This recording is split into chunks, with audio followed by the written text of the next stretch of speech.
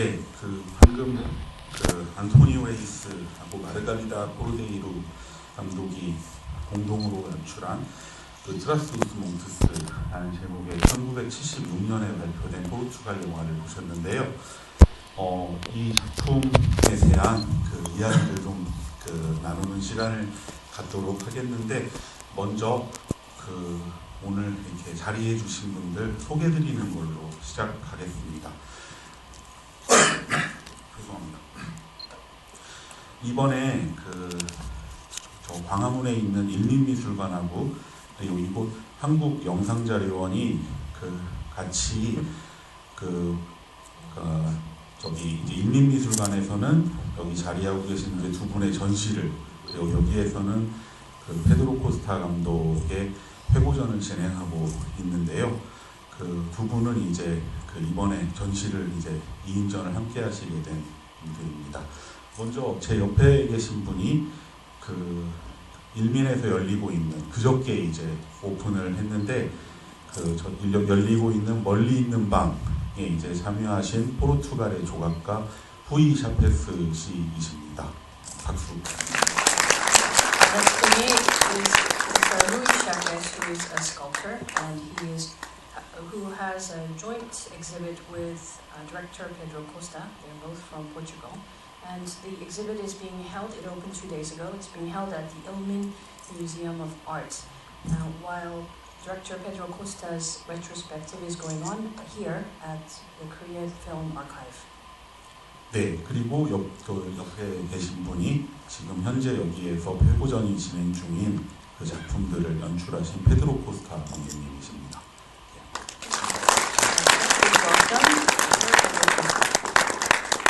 네, 그리고 이제 옆에 통역 오늘은 이현정 선생님께서 맡아주시겠고요. And I'm Rockly, the translator. 네, 그리고 오늘 저는 사회를 맡은 유은성입니다. 예, 오늘 이야기는 약 1시간 정도 진행을 하게 될 것 같은데요. 오늘은 요 대담 프로그램하고 5시에 상영되는 호스머니 이후에 또 페드로 코스타 감독님의 마스터 클래스가 진행될 예정입니다. 먼저 이 트라스우스 몽트스는 이제 여기 자리하신 분들이 관여하거나 연출을 하시거나 한 작품은 아니고요. 이번에 회고전을 진행하면서 함께 보여주면 좋겠다고 해서 추천해 주신 작품들 가운데 하나입니다. 76년에 발표된 영화이고, 두 분 모두 이 작품이 끝나고 이제 함께 얘기를 해보았으면 좋겠다라고 말씀을 해 주셨는데요. 이 영화에 대한 두 분 모두 이제 개인적인 어떤 경험들이 있으실 것 같은데, 특별히 이 트라스우스 몽투스라는 이 영화를 두 분은 어떻게 해서 이제 처음 접하시게 됐고, 이 영화에 대한 이제 어떤 생각을 갖고 계신지 먼저 말씀을 들어보는 것으로 시작하면 어떨까 합니다. 예, 후이 샤페스 작가분 먼저 얘기를 듣고 그 다음에 페드로 코스타 감독님 말씀해 주시면 좋을 것 같습니다. So before we begin, I'd like to clarify that neither gentleman took part in the making of the film Tras os Montes, but they both recommended this film and said that they would like to talk about this film in addition to the retrospective of Pedro Costa's works. And I would like to start by asking, where did you first come across this film? How did you see it? And what are your thoughts about this film? So I'd like to ask Rui first.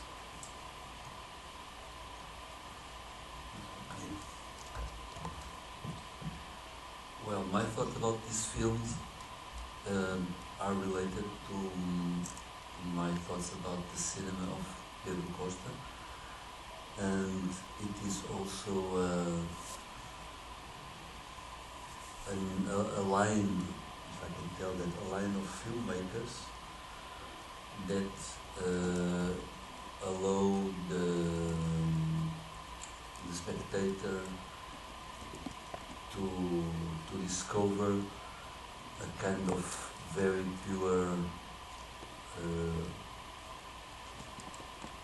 way of looking at the reality, and a way of doing cinema that is not a fictional adventure or a fictional research, but it's much more a way of finding a certain poetic of reality. And that poetic of reality is very material.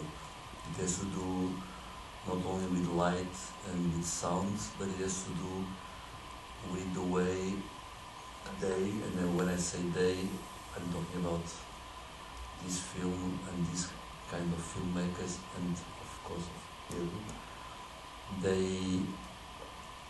they show also the way a person or human beings live in this space and this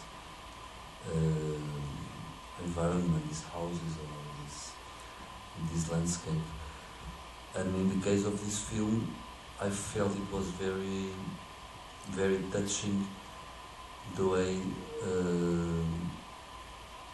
you can make a film about an archaic landscape with archaic time. So it is also a film about time. And that slow time is very interesting for me. That's slowing the time, not speeding.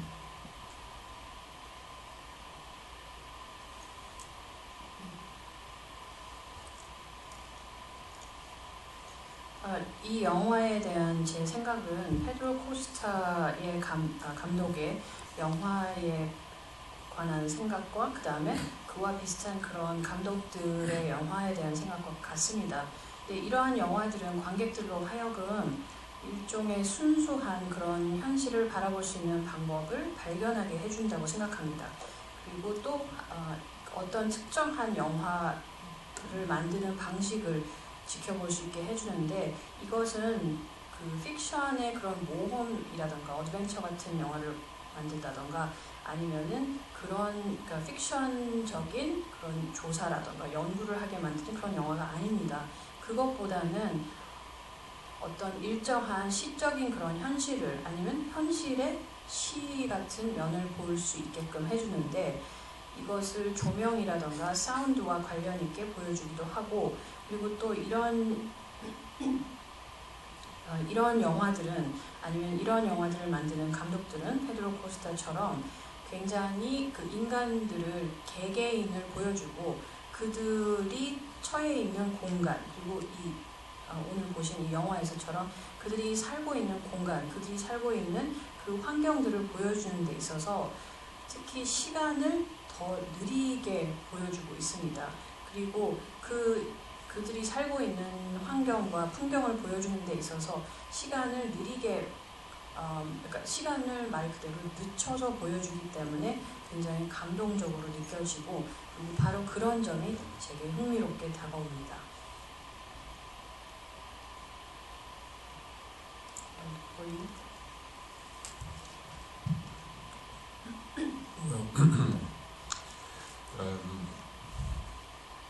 So for me it happens that one of the directors of this film was my film teacher in film school. The film is directed by a couple, a man and a woman. Sometimes we forget the woman. But they really were a couple of in life and in work. All the films they did, not many, just 3 feature and 1 short. They were all co-directed, and so we have always to mention Margarida, the wife of Antonio. I saw the film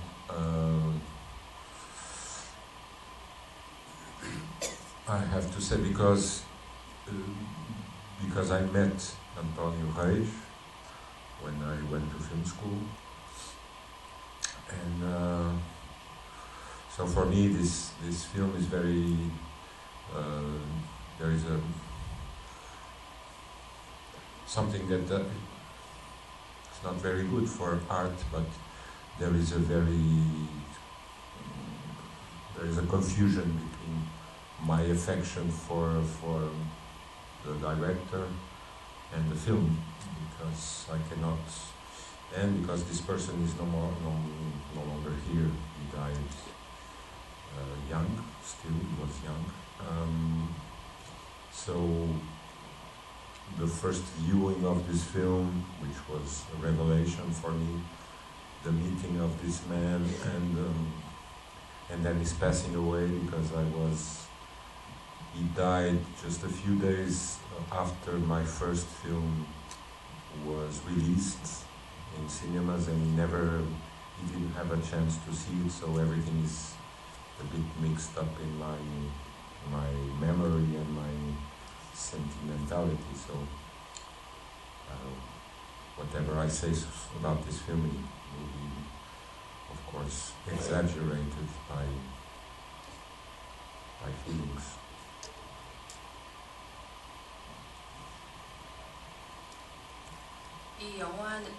이 영화는 두 분의 감독이 연출하셨습니다. 근데 그 중에 한 분이 제가 영화 학교를 다녔을 때 제 교수님이셨는데, 이 두 분이 실제로 부부이기도 하고, 그리고 실제로 공동 감독이셨습니다. 그런데 그렇다 보니 많은 분들이 그 아내분을 많이 잊고 얘기를 안 하시는 경우들이 많은데, 실제로 공동 연출을 하셨는데 장편 영화를 3편 만드셨고 단편 영화를 1편 만드셨습니다. 그리고 안토니오 하이스 감독님을 학교에서 처음 알게 되고 나서 나중에 이제 이 분에 대해서 제가 얘기를 할 때는 사실 너무나 젊은 나이에 돌아가셨기 때문에, 그리고 특히 제가 이분의 영화를 처음 보고, 그리고 나서 제가 첫 영화를 만들고 나서 제 영화가 극장에서 개봉을 한 지 불과 며칠도 되지 않아서 돌아가셨기 때문에 제 영화를 보시지도 못하고 돌아가셨습니다. 그렇다 보니 제가 굉장히 많은 여러 가지 감정을 느끼게 됐고, 그래서 이 감독님에 대한 제 개인적인 그런 애정과 또 그분의 영화에 대한 제 애정 사이에 혼란스러움도 있고, 그리고 또 그러한 사연이 있기 때문에 이 영화에 대해서 제가 얘기할 때는 좀 과장되게 얘기하는 면이 좀 많습니다.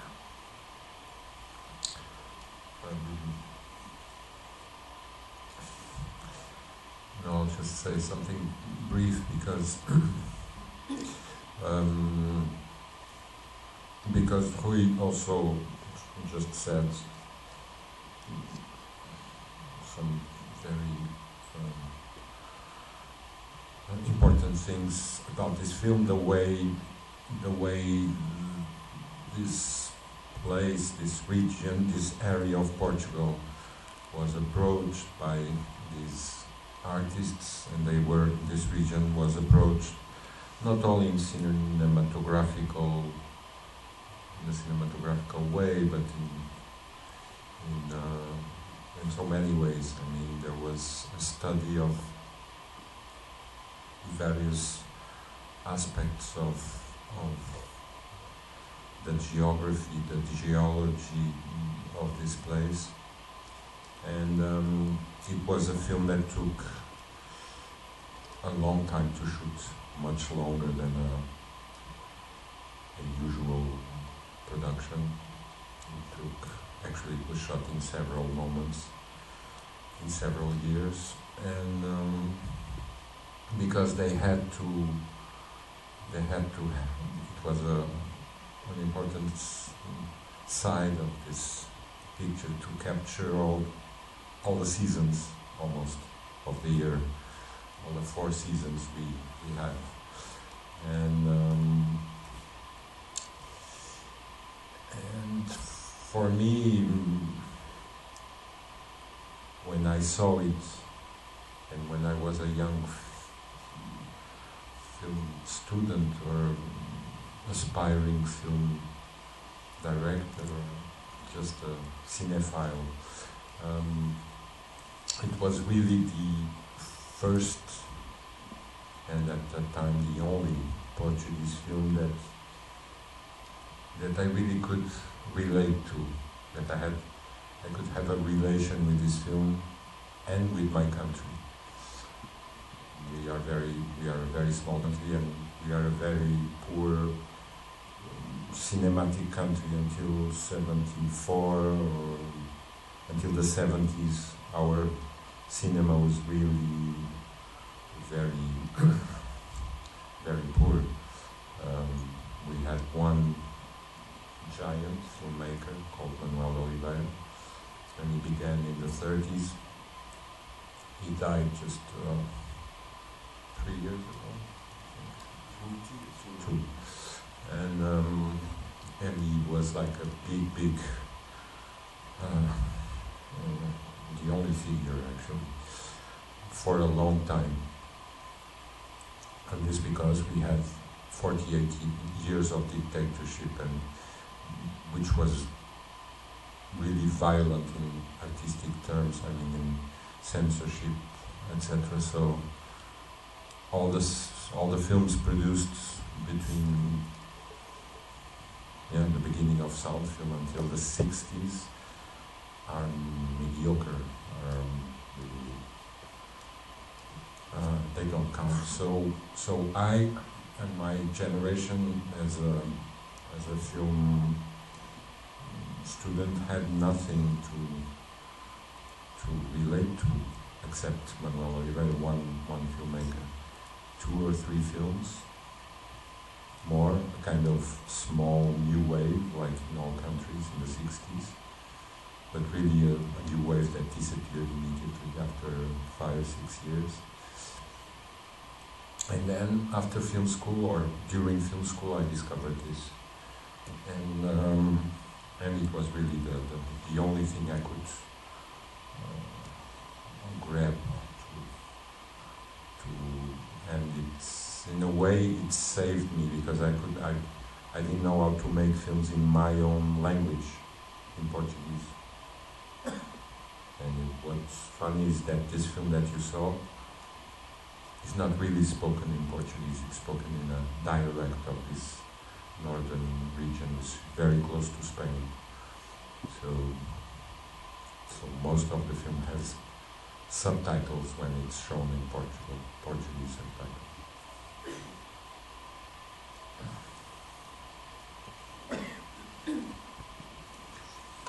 루이 씨도 얘기를 하셨는데, 사실 이 지역이 포르투갈의 한 그 북부 쪽 지방인데, 이 지역에 대해서, 이 지역을 다룬 방식이 굉장히 여러 가지가 있었습니다. 그래서 여러 아티스트들도 그렇게 했고, 그리고 이 영화 내에서는 영화적으로 접근 방식뿐만이 아니라 그 외에도 지형에 관해서도 또 여러 가지 방식을 사용을 했습니다. 그리고 촬영을 할 때도 일반 영화보다도 굉장히 오랫동안 몇 년에 걸쳐서 촬영을 했는데, 이 영화에서는 사계절을 다 담는 것이 굉장히 중요했기 때문입니다.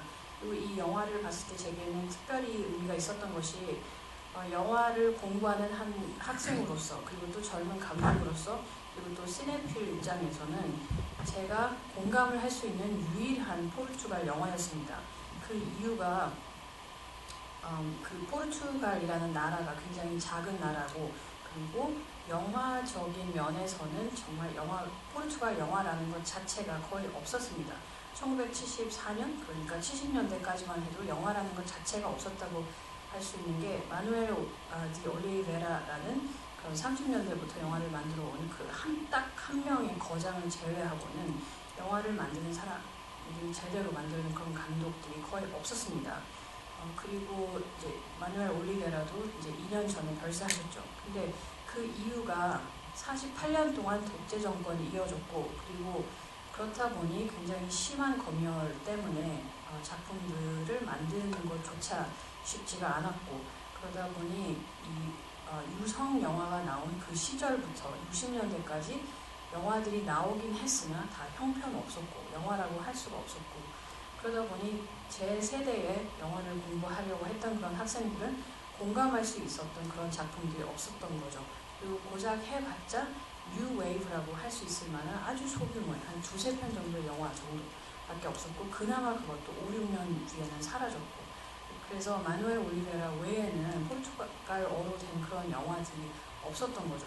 그래서 그나마 이 영화가 이 트라스우스 몽투스라는 이 영화가 있어서 저를 살려줬다라고 생각합니다. 그래서 처음 이 영화가 아니었으면 아예 포르투갈어로 영화를 만드는 방법조차 몰랐었었는데 재밌는 게 사실은 이 영화도 엄밀히 말하면 포르투갈어로 된 영화는 아닙니다.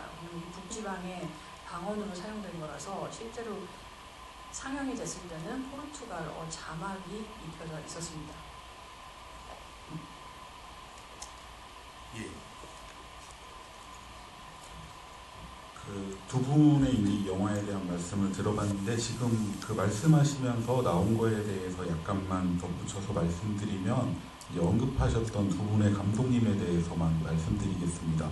지금 보신 이 트라스우스 몽트스를 연출한 안토니오 레이스, 그러니까 그 페드로 코스타 감독의 영화학교 시절 선생님, 스승이셨던 분, 그리고 그 아내이면서 공동 감독인 마르가리다 코데리우, 이 두 분의 영화는 이제 그 한국에서 처음 소개됐던 거는 2011년에 전주국제영화제에서 포르투갈 영화 특별전을 하면서 그 소개가 됐었고요.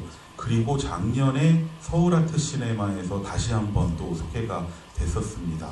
그리고 이제 오늘 이 자리에서 그 이분들이 만드신 3편의 장편과 1편의 단편 중에 이제 그 트라스우스 몬트스라고 하는 이 작품이 소개되고 있는 것이고요.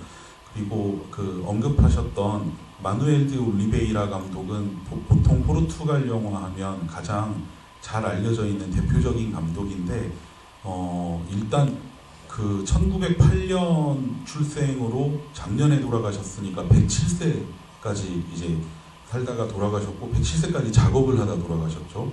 그래서 이제 1931년에 데뷔를 하셔가지고 거의 포르투갈 영화의 역사를 계속 이끌어 오시다가 이제 작년에 돌아가셨었고, 그리고 돌아가시면서 원래 1981년에 그 본인이 만들어 놓고 죽은 다음에 공개하라고 했던 영화가 있었는데 작년에야 이제 비로소 공개가 되기도 했었어요. 이제 그런 감독님이신데 그 말씀하셨던 분들 중에 지금 언급되었던 두 분을 말씀드렸습니다. 그리고 그 포르투갈 60년대 뉴웨이브에 대해서 말씀을 해주셨는데 이번에 이제 그 페드로 코스타 감독의 추천으로 상영되게 되는 다른 두 작품, 그 파울루 로샤 감독의 그 녹색의 해하고 움직이는 삶이라고 하는 영화 2편이 상영되는데 바로 이 작품들이 그 일종의 이제 포르투갈의 새로운 영화 뉴웨이브 이제 그런 흐름에 속하는 거고 가장 대표적인 작품이라고 할 수 있습니다. 그리고 이 두 작품은 둘 모두 페드로 코스타 감독이 복원 작업의 슈퍼바이저로 참여를 하신 영화예요, 직접. 그래서 이제 그 이번에 상영되는 것도 그 복원판으로 상영이 될 거고요. 네.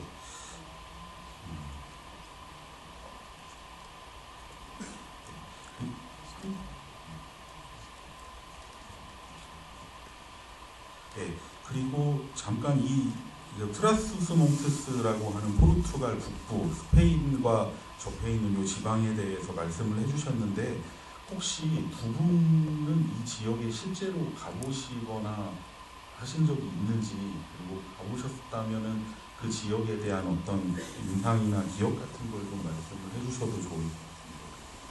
So I was wondering, have either of you or both of you been to Trás os Montes? And what was your impression of the place?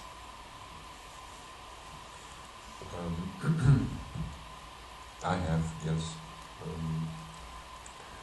I have not many times, but it's a shame to say that it's changing a lot. It's not like it used to be like in this film, but it's much more.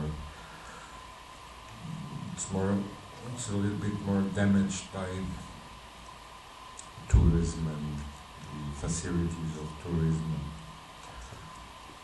roads, hotels, things like that, and it's not so remote and so isolated as it was. you have to understand also that it's not only this paradise of trees and rivers, and it's the far northeast eastern region of Portugal, so touching Spain, and it's one of the it was, or still is, one of the regions that was more affected by immigration from Portuguese rural populations migrating to, especially France. Around Paris in the 60s there were 1 million Portuguese. 1 million. So a lot came from the northern part of, not only from this region, but, and this was, you can, I mean, it's in the film too, so you see it, you hear it. But I've been there. It's a magical place, as you see. There's no other better film to show it. But I am. My films don't know how to do this kind of thing, so I'll ask Rui to talk about the nature. He's a nature boy. 저는 이 지역에 가봤는데 여러 번 간 건 아니고요. 그리고 관광 때문에, 그리고 또 관광객들 때문에 많이 변했습니다. 도로도 생겼고 호텔도 좀 생겼고, 그리고 이 영화에서 보시는 것만큼 그렇게 고립되거나 이렇게 외딴 곳은 더 이상 아닙니다. 그리고 또 나무와 강만 존재하는 그런 낙원 같은 그런 곳은 더 이상 아닙니다.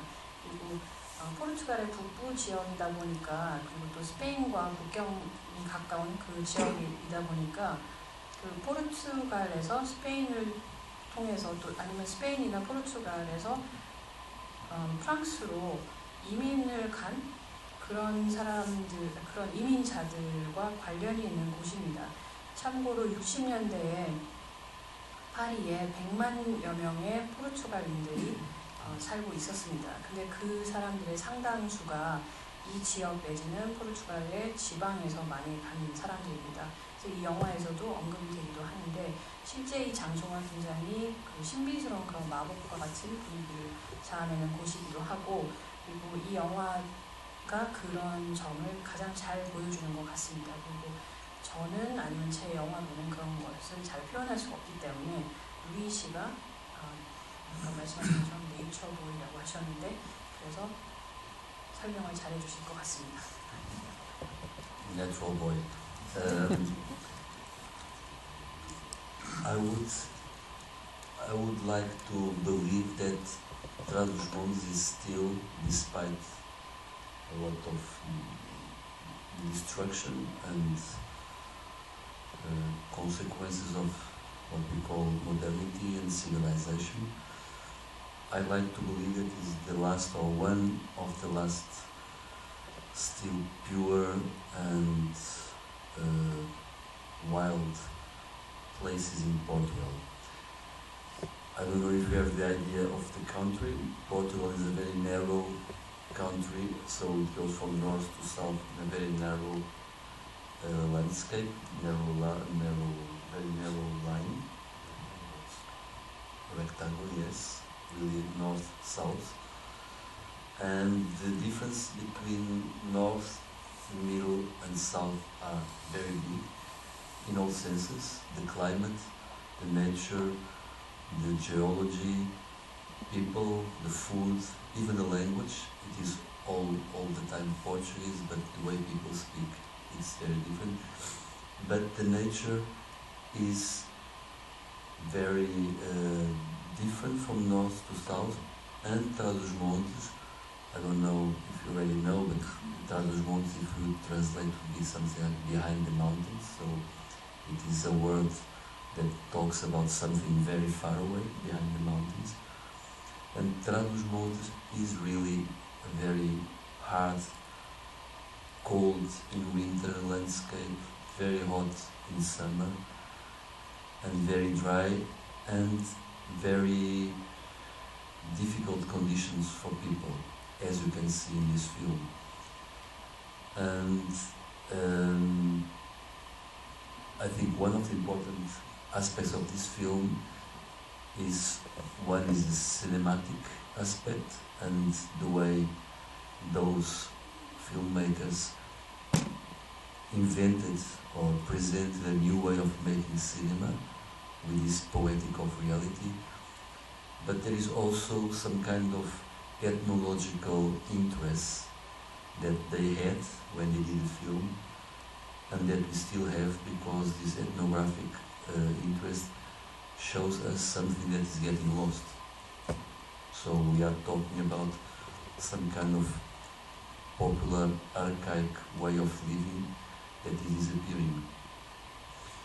Just to tell you that it's a very pure landscape and very remote, but everything you have to do working in the fields, in Trás-os-Montes, is much harder than in the south of Portugal, for instance, or in the middle of Portugal, because the earth is very hard and with a lot of stones. So, if you want to dig a hole in the earth to put some vineyard, to have wine and grapes, in Trás-os-Montes you have to take out the stones, and that's why they make walls with stones, in order to reach the earth. And in the middle of Portugal, near Lisbon, for instance, the earth is much softer and sandy. So that is a big difference between digging a hole in sand and put a vineyard, or digging a hole in stones, taking the stones. It's very hard life, as you can see in the film. So I think the film shows how hard this life there was and still is.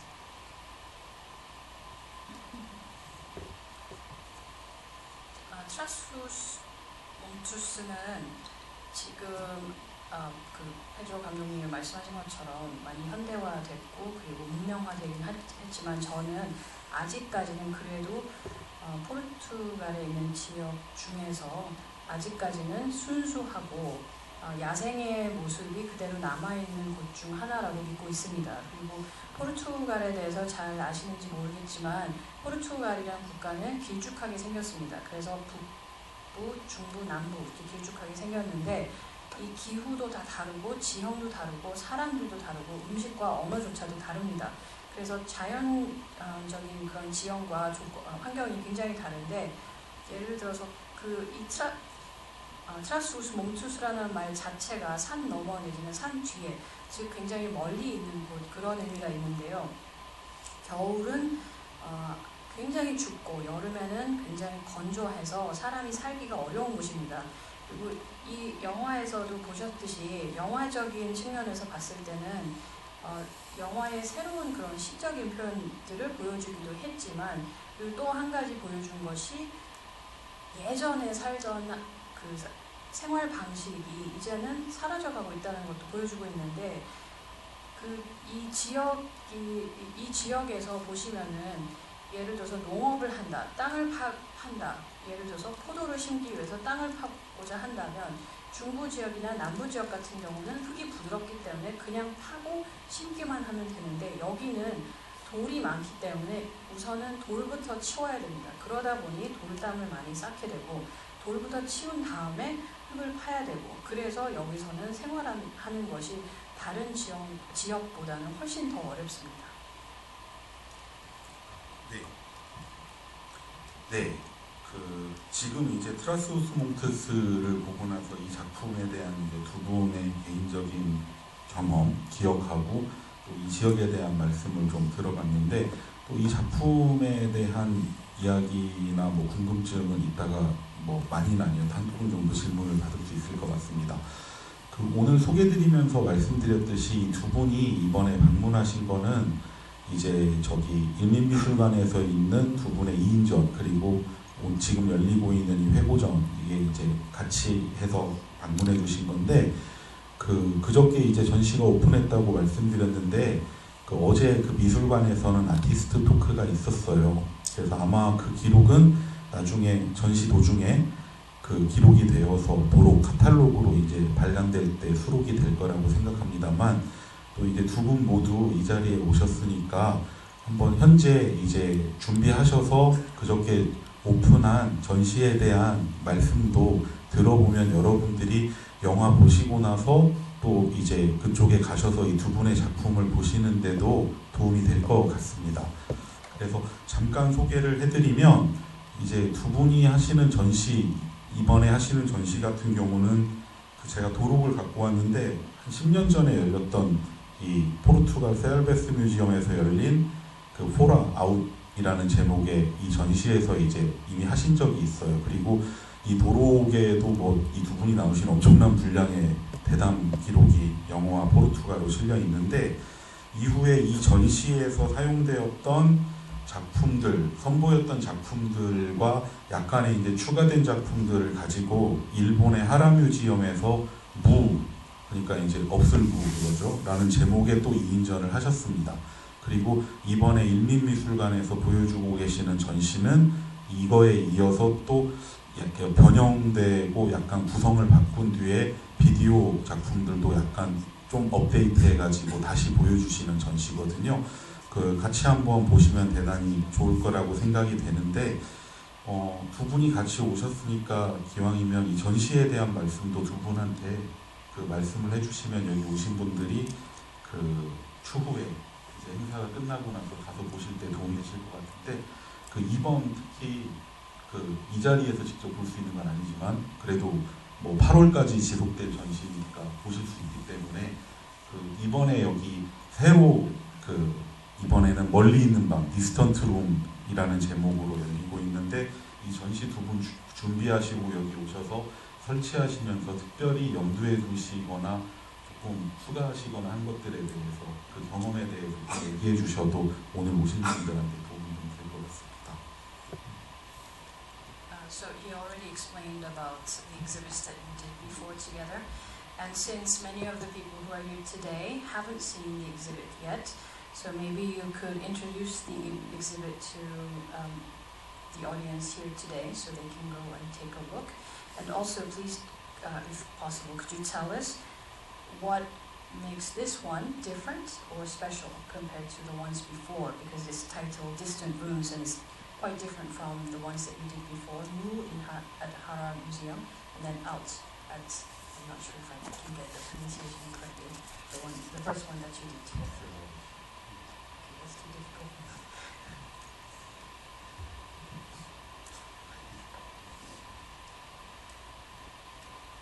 This exhibition, Distant Rooms, which we have now maybe 2 months to visit if you want. It was planned since the beginning to occupy the Human Museum. That is very clearly a different situation from the other 2 exhibitions, in fact 3, because we also did one in these Roman catacombs, which was not a museum, it was a Roman ruins catacombs in Portugal. And this museum here, Human Museum, as you might know, has 3 different spaces that don't communicate. So for us it was clear since the beginning that there is a big difference between coming into a museum where all the rooms communicate and then you have the feeling that you are always in the same space and you have doors to go from one space to the other one. And this museum, a space like this one, where you have one room and then you go out of this room, take the lift or take the stairs, go to another room, and then you go out of that room. So they are really separated. And in that way of seeing, we really decided to make 3 different moments. I will not describe them to you because I don't want to destroy your vision with my vision, but I can tell you that as you might imagine, being a sculpture and doing objects that need light, and Pedro being a filmmaker and doing projections that need darkness. We have to create a new space where darkness and light and objects and projection can live together without losing their own identity, without losing their own possibility of viewing. So the exhibition has 3 different moments. One is quite violent and loud and noisy and unorganized. One is much more like a landscape where you just take a walk and listen to the voices. And another one is like a small temple of perfection, of harmony. So try to go.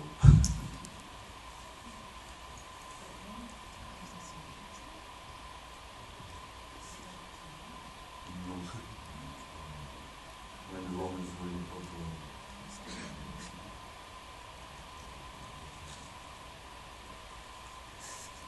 이번에 일민미술관에서 하는 전시는 이전에 사실 그 전시를 3번 했었습니다.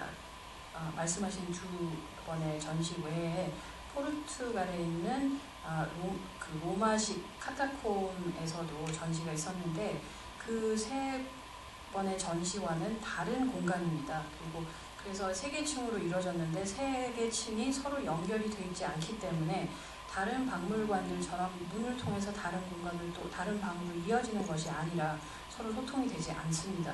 그러다 보니 다르게 접근을 해야 된다라고 생각을 했고, 그리고 내용이 어떤지는 스포일러가 되기 때문에 설명하지 않도록 하겠습니다. 그리고 저는 조각을 만드는 거기 때문에 조각 작품을 보기 위해서는 조명이 필요하고, 그 다음에 페드로 감독님은 영화를 보여야 되기 때문에 어둠이 필요하다 보니 이 2 작품을 같이 보기 위해서는 어둠과 빛을 어떻게 해서 잘 조화를 이룰까 그것을 고민해야만 했습니다.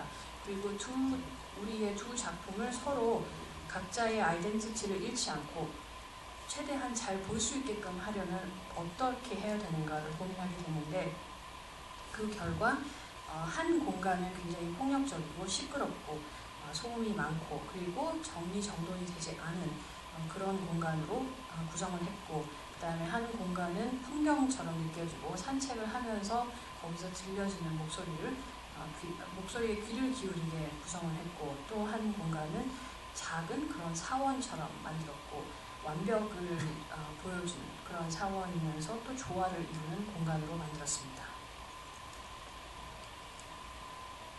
Do you want to add anything? No, what can I say?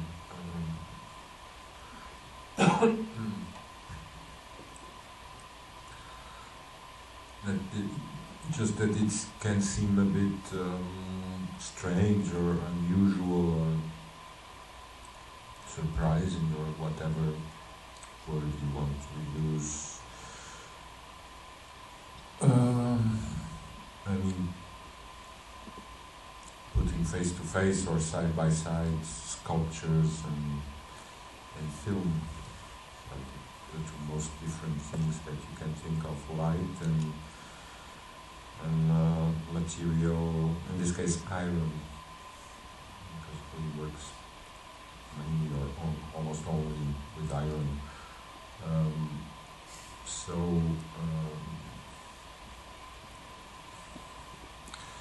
It's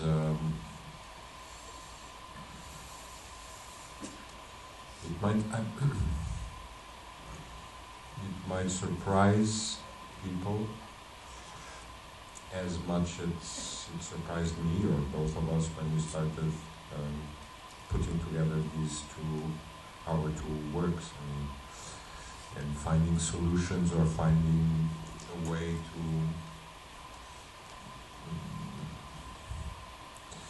from my point of view, finding a way for the viewer to make a kind of montage, I don't know the word in Korean, there's a word, like a film montage, like a cinematographical montage, what we do in the room, or what we did, because we're losing this art, what we used to do while watching a film. is it's a third image that we see. It's not what we see here. It's 1 plus 1, and this third image that really only exists in our heads. That's the one that is really important. It's not the ones. It's what we make of sculpture and film. It's what's in between or above or below. That's the important one. Image or feeling or thought. So I just hope you have images or thoughts or feelings while visiting our show.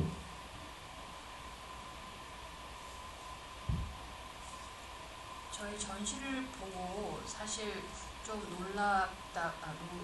놀라실 수도 있고 좀 특이하다, 이상하다라고 느끼실 수도 있을 것 같습니다. 왜냐하면 저도 처음에 조각과 영화를 같이 전시한다라고 생각했을 때 이상하다라는 생각이 들었었습니다. 왜냐하면은 루이 씨는 거의 항상 강철만을 이용해서 조각을 만들고 저는 빛을 이용한 그런 영화를 만들기 때문에 그게 잘 어울릴까라는 생각을 했습니다. 그런데 저희가 이제 이런 전시를 준비하면서 작품을 어떻게 하면은 같이 어울리게 할까라는 고민을 하고, 그런 작업이 마치 영화적인 그런 몽타주를 만드는 것과 같다는 생각을 했습니다. 그래서 예전의 영화를 볼 때처럼, 그래서 여러분들도 그러니까 저희 작품들을 보면서 그 실제 조각이라던가 실제 영화의 장면이라던가 이런 것들을 보는 그 이미지나 그런 것들 자체가 중요한 것보다는 여러분들 머릿속에 실제 보는 그 이미지들 사이사이에 아니면 그 위에 아니면 그 옆에 있는 이미지나 본인이 느끼는 감정이나 그런 생각들이 훨씬 더 중요한 거라고 믿습니다. 그래서 그런 것들을 많이 느끼셨으면 합니다. 네. 이제 두 분의 이제 방금 보신 영화에 대한 말씀도 들어보고 지금 인민미술관에서 막 오픈한 두 분의 2인전에 대한 말씀까지 들어봤는데, 이제 다음 상영이 있고 그 이후에도 마스터 클래스가 준비되어 있습니다. 그리고 이제 다음 상영 준비를 위해서 지금 대담은 아주 길게는 못하는데, 오늘 보신 영화나 혹시 뭐 전시를 보고 오신 분이라면 전시와 관련된 거나 또는 두 분에게 이제 여쭤보시고 싶으신 것들이 있을 거라고 생각합니다. 한 두 분 정도 질문을 받을 수 있을 것 같은데요. 네, 손을 들어주시면, 예, 다섯 번째 줄 계십니다.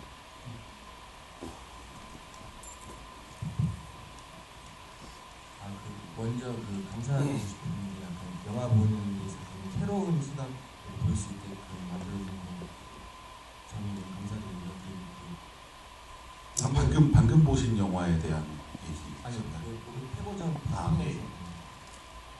그리고 오늘 본 영화도 좀 그렇지만 초기자 용암의 집이나 피나 뼈나 작품들 보면 가난한 사람들을 다루는 데서 약간 신화 속의 인물을 다루듯이 그렇게 인상을 받았거든요. 근데 이제 반달방이라는 영화에서는 좀 확실히 영화가 차이가 많이 나는 것 같은데, 다른 영화들이랑 되게 영화적인 느낌이랄까 그런 것들도 많이 없어지고, 그리고 또 다큐 같은 주관적인 비판 의식이 보통 다큐의 어떤 그런 속성인 것 같은데, 그런 입장도 거의 쓰라릴 수가 없고, 아무튼 뭐 많은 사람들이 얘기하듯이 그 경계에 있다고 이걸 얘기하는데, 오히려 그런 것 때문에 더 영화가 더 실제로 더 리얼하게 많이 보여지는 것 같거든요. 근데 질문 드릴 거는 오히려 영화를 감독이나 촬영한다는 느낌이 영화를 보는데 들지가 않고, 약간 오히려 관찰만 한다? 약간, 그리고 또 영화를 감독이 만드는 게 아니라 배우들이 영화를 만드는 것 같은 느낌까지 들었는데, 여기서 좀 엉뚱한 생각이 드는 게, 약간 만약에 그런 소외 그런 그룹을 이렇게 다룰 때 실제로 그냥 만약에 뭐 몰래 카메라 찍듯이 그냥 그렇게 해서 모아서 이렇게 작품을 만드는 것도 작품이 될 수 있는지 그게 좀 궁금합니다.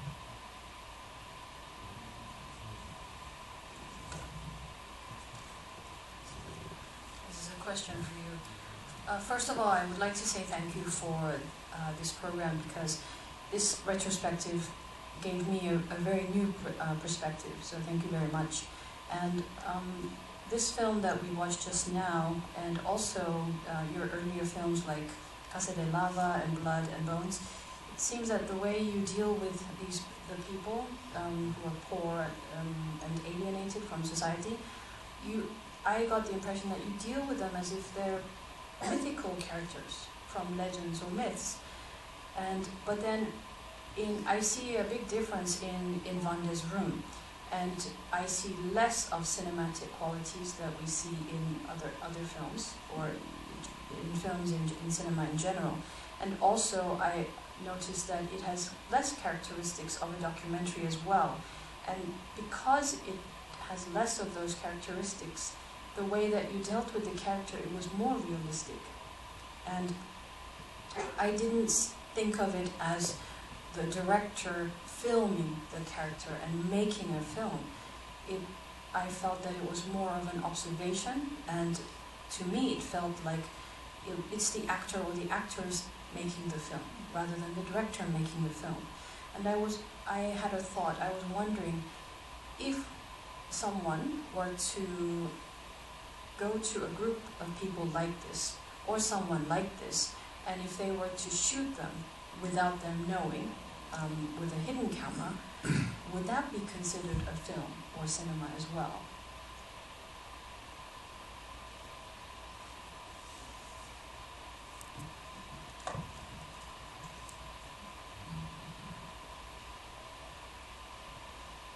I'm not sure if I understood one part of the comment, because you said the film in Vanda's room seems less a documentary than... He said that it has fewer, it doesn't have as many qualities or characteristics as a conventional documentary. Still, I don't know if I understand, but what can I say? Hidden camera.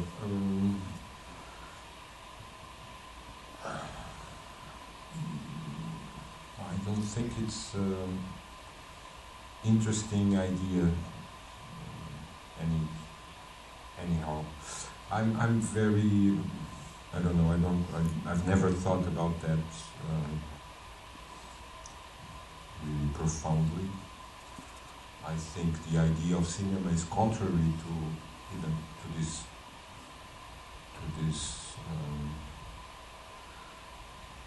this idea of hidden camera or observation, voyeuristic observation. The simple fact that cinema exists for us should be exactly the opposite. When cinema becomes voyeuristic, like, I don't know if I'm getting the purpose of this question right, but the minute cinema becomes that, it stops being cinema. It's a perversion, or that's what we should not do with art, I think. I think cinema is already, perhaps, if it's an art, it's the art closest to rape, let's say. Rape. Sculpture, I think, avoids it or escapes it a little bit. Painting, I don't know. Just saying this, but cinema is very, very obviously can damage, rape, pervert, can human feelings, human situations, characters, real life. So I guess I just want to say that no, I don't like this idea of hidden camera, or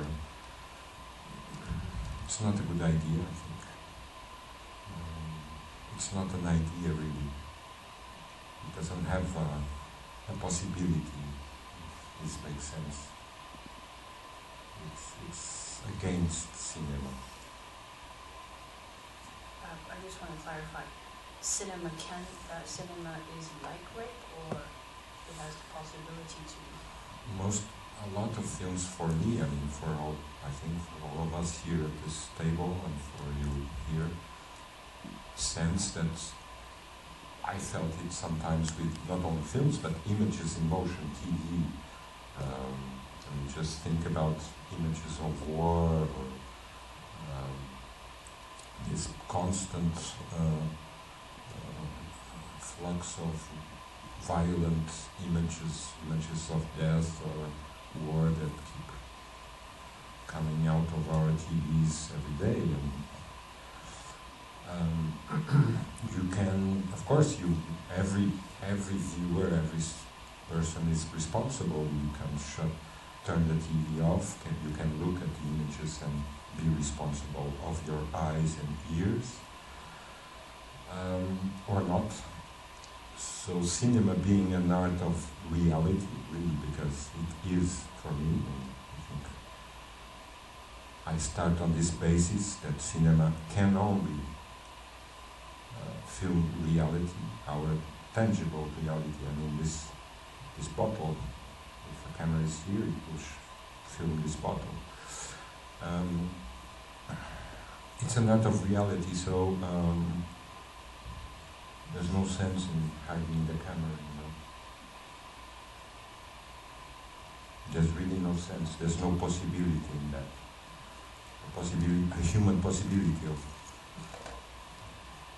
I mean, you know, it's too violent, I think. The act of hiding a camera is already a violence, a rape. 그 카메라를 숨긴다는 것 자체는 사실 그 강간과 같다고 생각합니다. 왜냐하면 그것 자체가 폭력적이고, 그리고 그거는 아이디어라고 생각하지도 않고, 그리고 저는 기본적으로 영화라는 게, 시네마라는 것 자체가 현실이라는 예술이라고 생각합니다. 왜냐하면은 영화라는 게, 촬영하는 게 실제 이렇게 물병처럼 실질적으로 있는 것을 촬영하는 것이기 때문에 카메라를 숨긴다는 것은 별 의미가 없고, 그리고 그것은 예술이라고 볼 수가 없다고 생각합니다. 그리고 그 부분에 대해서는 깊이 있게 생각해 본 적도 없고, 그리고 만약에 카메라를 숨긴다면은 그것은 영화라는 것이 존재하는 근본적인 이유와 반대가 되는 것이기 때문에 그거는 별 의미가 없다고 생각합니다. 그리고 영화라는 것 자체가, 그러니까 영화라는 게 그런 식으로 여러 가지로 변형이 될 수가 있는데, 그렇게 된다면, 카메라를 숨긴다면은 더 이상 그것은 시네마가 아니라고 생각합니다. Make a comment. It's interesting, the question of the hidden camera, and I fully understand that it's impossibility. And the question is there any film with a hidden camera? Because a hidden camera is, as Pedro says, the principle of the voyeurism. So the question is there any film in the world, any cinema with hidden camera? And it's a little bit the same question with photography. So sometimes photography is made with a hidden camera or not, but we are talking about a cinema and maybe of a photography that is an ethical contract between the camera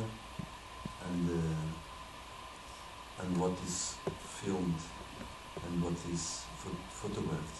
There is an ethic in that contract, whatever that kind of ethic means.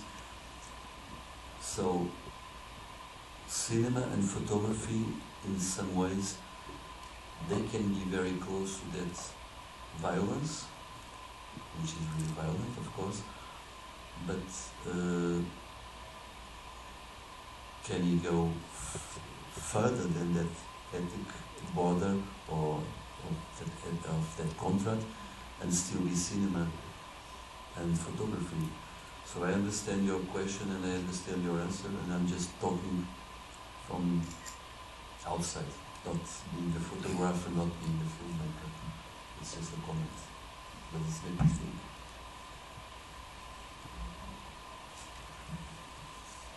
방금 우리 씨가 말씀하신 거는 카메라를 숨겼을 때 촬영한 게 과연 영화냐라고 얘기를 한다면 사실 그거는 관음주의와 관련이 있는 건데, 사진을 찍는 것도 생각해 보면은 만약에 카메라를 숨기고 찍었으면 그것도 사진이라고, 포토그래피라고 볼 수 있는가라고 생각을 해봐야 되는데, 이 영화를 만든다는 것 자체가 어떻게 보면 도덕적으로 아니면 윤리적으로 하나의 계약이라고, 합의라고 생각할 수가 있는 것이, 촬영을 한다라고 했을 때는 그 촬영을 하는 사람과 촬영을 하는 대상과 합의를 하는 것이죠.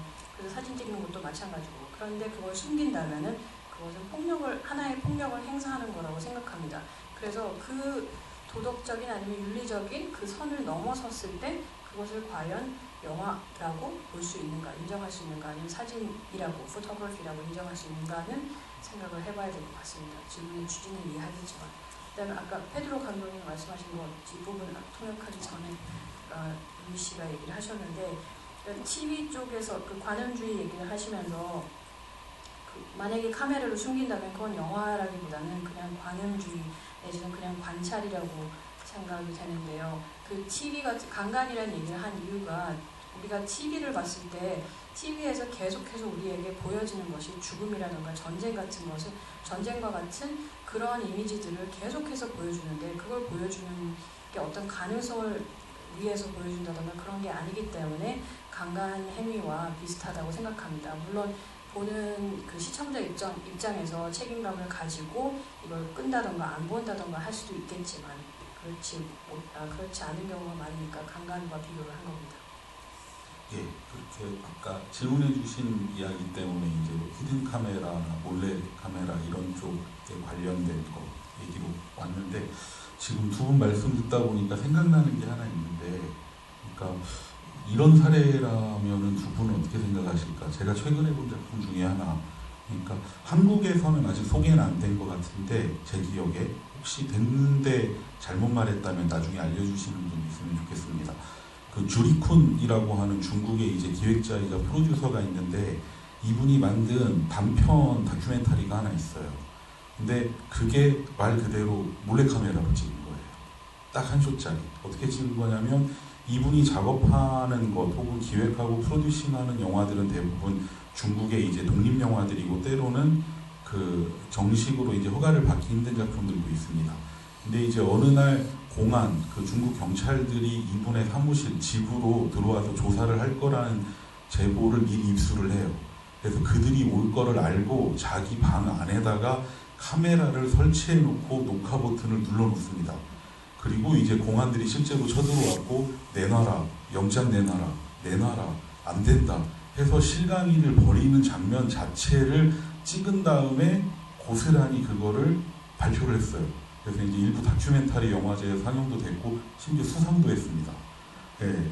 근데 이제 이런 경우라면 이것도 분명히 일종의 몰래카메라이고 허락 없이 찍은 거고, 그런데 이런 경우에 대해서는 어떨까? 물론 이게 하나의 시네마냐라고 물어본다면 그렇지 않을 수도 있겠지만, 하나의 뭐 증언이라거나 혹은 저항의 다큐멘터리는 될 수도 있는 사례일 텐데, 한번 두 분한테 여쭤보고 싶어요. Sometimes I hate my job.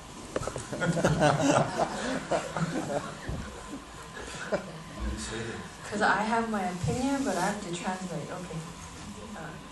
The question is, there's a Chinese producer called Zhu Kun, and he made a short documentary, which is actually not a regular documentary, and it's what he did was he set up a camera in his own room because somebody tipped him off that the police would come to his house to get something out of him. So he started recording, and he hid a camera inside his room. And the police came to his house, and he asked for a warrant. He said, "Where's your warrant?" And he kept asking for it, and so there was a fight between the police officers and him. And then he took that, and it's just one recording, and he took that and he submitted it as a documentary to film festivals, and it was shown in some documentary film festivals, and it also won an award or several awards somewhere. And I was wondering, would you consider that as cinema? I don't know, is it a good film? Could be a good, but I think Hui said something that relates to what you're saying. You have to have everything to make a film, not only film, justice, morals, the opposite of morals. For instance, in Vanda's room, the most important thing would be to respect Vanda, but also to unrespect Vanda.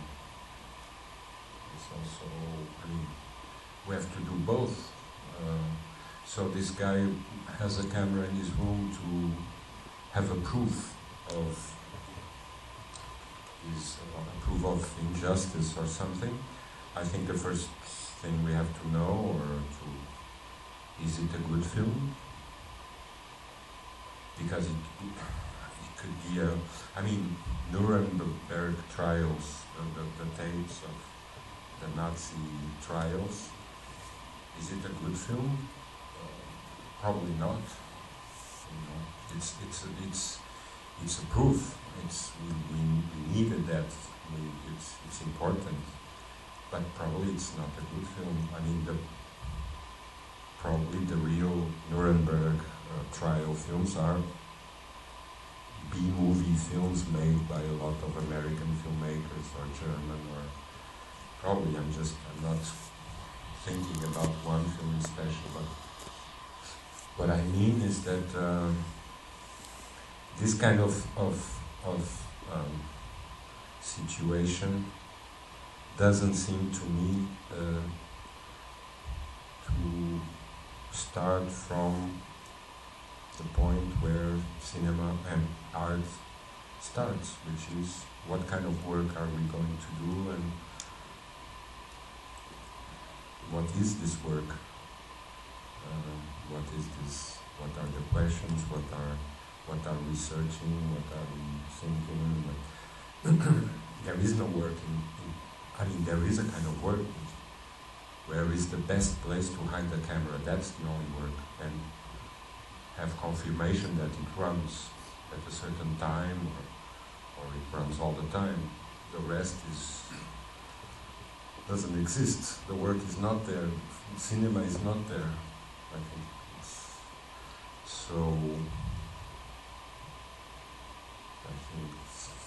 film is a construction.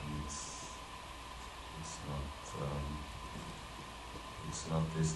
So perhaps I was not explaining myself when I said there's no possibility. There is no work. There is no work. There is no thought. There is no construction, and we exist because we build things. It's not only about. It's clear. Making a film is more than press and play. Yeah, but it's not only press and play. It's even.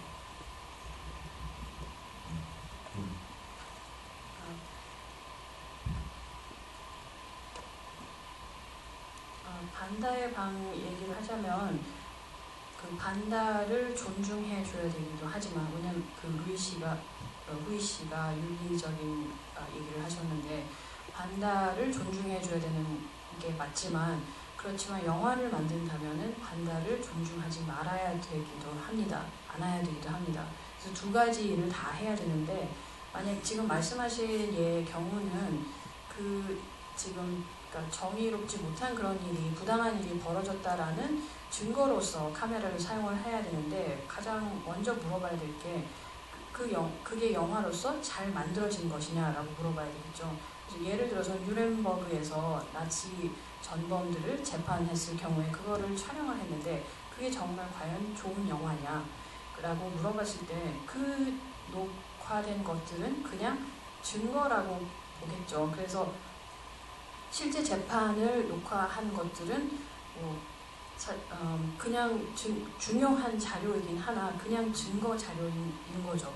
영화라는 것은 영화도 그렇고 예술 작품이라면 우리가 무엇을 할 것인지를 생각해야 되고 그 다음에 우리가 찾는 것이 무엇인지 추구하는 것이 무엇인지 그러니까 그런 노력이라던가 그러니까 work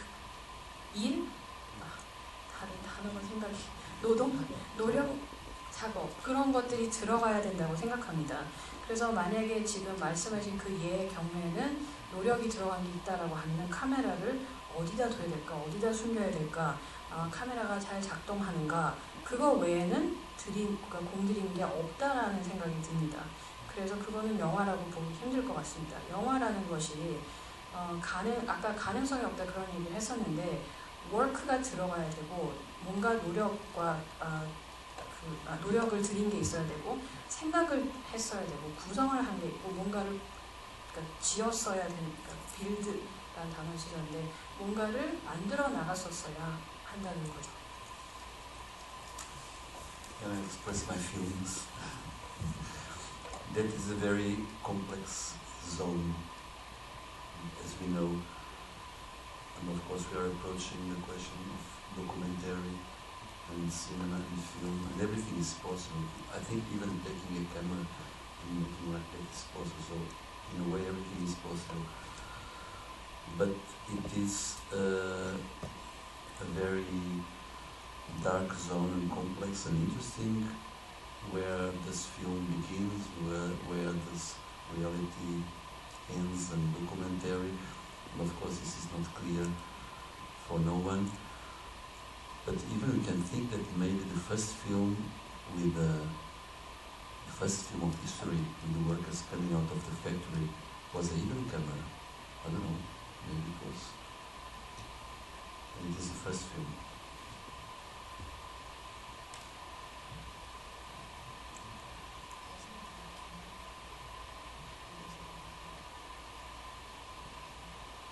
Hidden camera?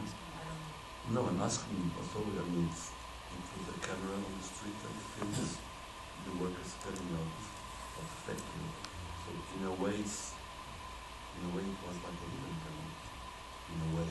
Because people didn't really know what it was. So people were not playing for the film.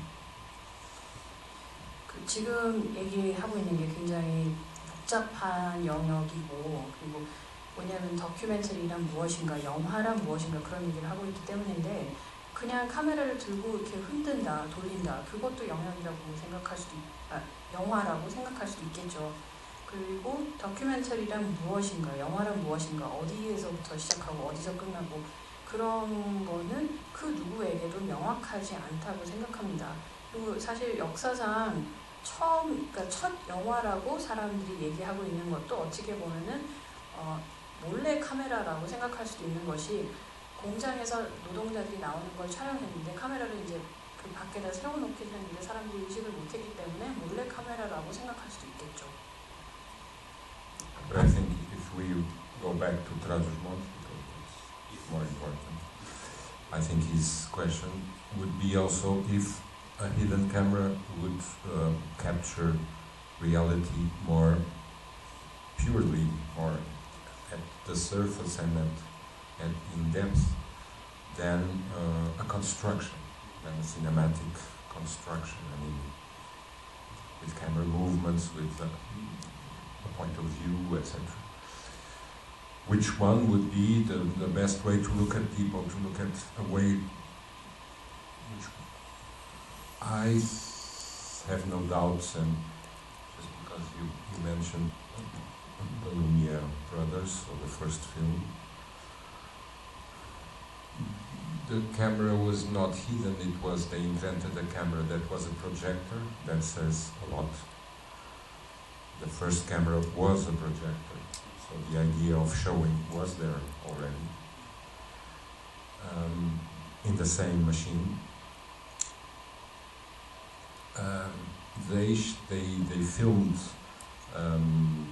workers getting out of their factory. The camera was visible. They opened the gates themselves. The factory workers came out. 그렇게 한다면 그렇게 해서 촬영을 해서 영화로 인정을 하기 위해서는 구성을 잘 해야 될 것이고 카메라 움직임을 잘 조율을 해야 되고 또 그 관점이라던가 이런 것들을 구성을 잘 하느냐에 따라서 영화라고 볼 수가 있겠죠. 그리고 루미에르 형제의 가장 첫 영화로 알려진 그것을 얘기를 다시 하자면 사실 여러분들이 역사상 첫 영화로 알고 있는 것이 첫 영화가 아니라 역사상 두 번째 영화입니다. 왜냐하면 첫 번째 거는 리옹에 있는 시네마테크에 보관되어 있고 아무도 보지 못했는데 사실 첫 번째 루미에르 형제가 촬영한 부분은 그거를 보고는 마음에 안 든다고 해서 두 번째 테이크가 있었다. 그러니까 한 번 더 재촬영을 했습니다. 그래서 여러분들이 첫 영화로 알고 있고 유튜브나 그런 데서 많이 보여지는 게 그 두 번째 겁니다. 그거는 다 연출이 된 거라서 첫 번째 걸 찍은 다음에 너무 무질서하다. 그래서 마음에 안 든다고 해서 노동자들로 하여금 다시 들어가서 다시 나오라고 시켰고 그 다음에 당신은 여기서 자전거 타고 재빨리 물 빠지고 4명은 이렇게 하고 그 다음에 당신은 여기서 담배불 붙이고 전부 다 연출된 겁니다. 그래서 그러니까 프레임을 잡아서 다시 촬영한 것으로 그러니까 말하자면 발표가 된 것이고 여러분들이 첫 번째 영화를 알고 있는 것이 그겁니다. 그리고 그래서 이제 루미에르 형제도 그 처음에 본 게 마음에 안 들었기 때문에 다시 촬영하게 한 거죠. 그래서 이 시네마테크에서는 그 첫 번째 영화는 아무에게도 보여주지 않고 있습니다.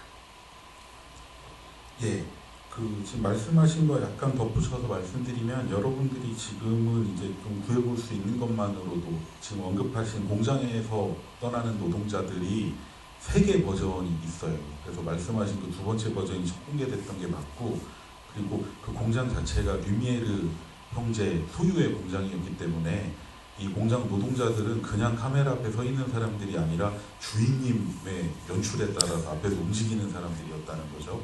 그래서 이제 그런 점들을 좀 지적해 주신 거라고 생각이 되고 이 얘기하고 또 이제 오늘 보셨던 이런 트라스오스몽크스 같은 작품 혹은 어떠면 그 감독님이 만드신 반다의 방 같은 작품하고도 뭐 연결해서 생각해 볼 수 있는 여러 가지 얘기를 해주신 것 같습니다. 예, 시간이 저 때문에 초과됐는데 죄송스럽게 생각하고요. 조금 더 여쭤보시고 싶으신 게 있겠지만 다음 상영 준비를 위해서 질문 있으신 분은 로비 쪽에서 해주시길 부탁드리고요. 상영 준비를 위해서 여기 조금 비워주시면 좋겠습니다. 오늘 남아서 이야기 들어주신 분들께 감사드리고 다음 상영도 기회가 되시면 호스머니 이어서 보시면 좋겠고요. 또 전시도 찾아가서 보시기 바랍니다. 그러면 오늘 수고해주신 두 분 페드로 코스타 감독님 그리고 후이 샤페트 작가님 그리고 통역해주신 이현정 선생님 3분에게 큰 박수 부탁드립니다.